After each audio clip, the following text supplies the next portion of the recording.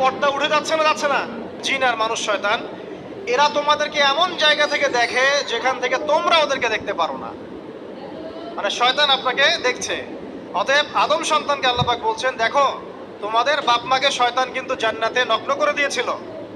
দুনিয়াতে তোমরা যাচ্ছ যাও, এখানে খেয়াল রেখো শয়তান যেন তোমাদেরকে ফিতনায় ফেলতে না পারে। তাহলে এখন আপনিই বলেন, দুনিয়াতে যে বা যারাই আমাদের কাপড় খুলে ফেলার সংস্কৃতি চালু করছে এরা কার এজেন্ট বলেন?